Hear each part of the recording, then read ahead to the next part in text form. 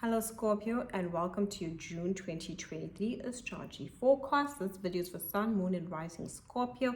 There will be a link down below for readings as well as a link for appreciation of these videos. Now Scorpio, we start off the month on the 3rd of June with a beautiful full moon happening in your second house. This is asking you to reassess and look at your finances, what you need to release when it comes to your budget.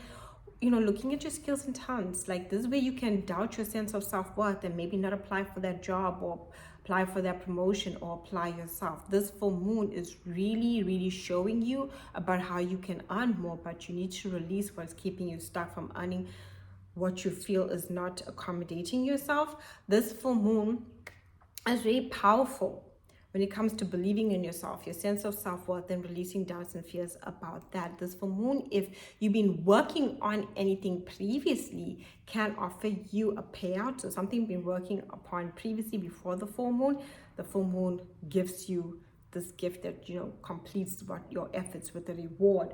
Now on the 5th, we have Venus entering into your 10th house, and Venus will be there until October of 2023.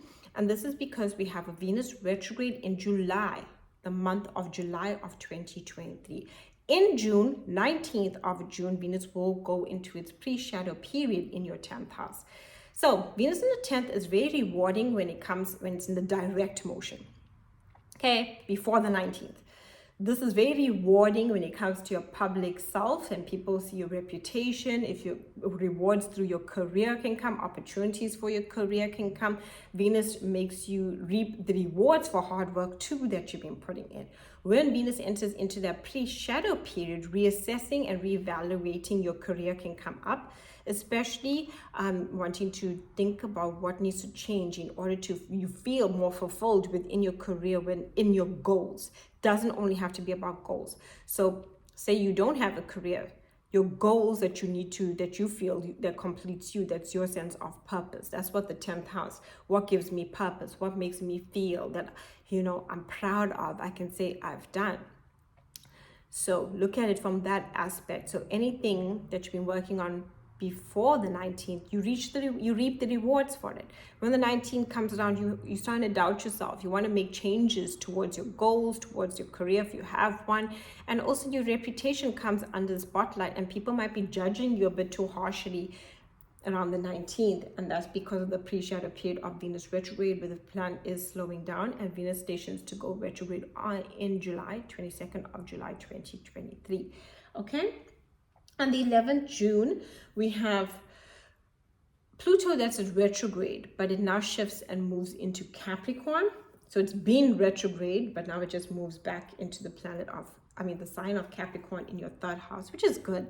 Pluto in Aquarius, for the last 3 months has been bringing a lot of tension and transformation to your 4th house, your deepest emotions. You get a break from that, okay? And Pluto here on the 3rd is asking you to look back.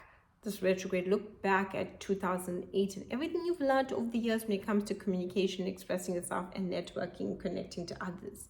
Really look at that. You're completing and tying up loose ends. This can also help you communicate to very powerful people during this time. On the 11th, we have Mercury in the 8th. You're thinking about your investments and how you invest your money, how you invest your time and energy. There's a time where you might be researching. It's a great time to find out information, right? Even if you want to find out information about other people, you can, because Mercury gives you the information. 8th house is finding anything that's hidden.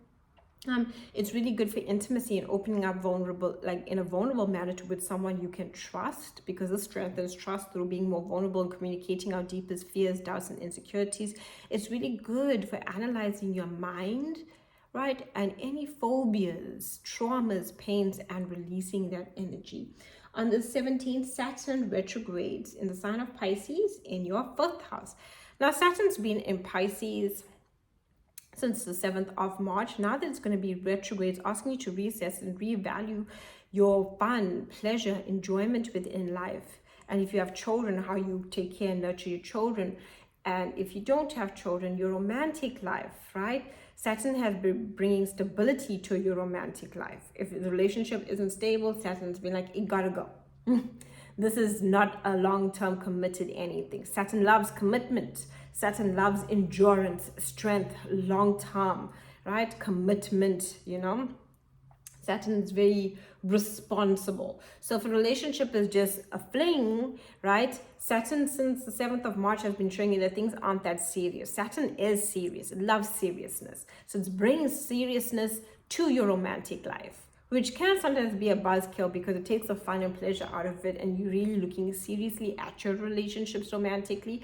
However, Saturn, the retrograde period, is asking to what have you learned about romance and, you know, things being serious and bringing stability there. Creative projects. Now this is great for Saturn. And is anything you've been creatively working on, Saturn has been giving you the energy to work on it, to do your due diligence. Now that Saturn's retrograde, to reassess how you can work on refining things so that they're better improved for the long term when it comes to creative hobbies and projects and so forth. On the 17th, 18th, new moon, 8th house. This is very revealing, truthful. Secrets can come to light. This new moon offers you a fresh start about how you want to share your energy, resources with others. Where do you want to invest your time with others? When I say secrets, this gives you awareness. That's what the 8th house is. 8th house rules secrets. Sometimes things need to come to light. Maybe there's something you didn't know about someone and now you're aware of it, or something you didn't know about yourself and now you're aware of it, and you can move forward with that energy. On the 21st, beautiful, the sun moves into your 9th house. 26th, Mercury in the 9th house. This gives you a beautiful energy of expansion, growth, wanting to travel, take a trip. You're seeking freedom within your life and you have opportunities to find that freedom and time to break away. On the 30th, Neptune will retrograde, right? Neptune will retrograde in your 5th house. When Neptune is direct, we all have rose-tinted glasses, okay? We are seeing things more beautiful when it comes to our romantic life, with fun and with pleasure. You know, life feels good and we are seeing it that way. When Neptune goes retrograde, we are now taking off those rose-tinted glasses. We're seeing reality for what it is. And this can be very revealing once again about your romantic life, whether you're single, an existing relationship. It's showing you things. And Neptune retrograde can also bring people from the past, especially that you were romantically involved in, or you might be thinking about them, to reassess those connections to see what you have learned. Neptune retrograde likes a reality check about the choices we make when it comes to fun, pleasure, romance, and creative projects, so that we can move forward and learn from these experiences. Thank you so much for watching and have a beautiful June.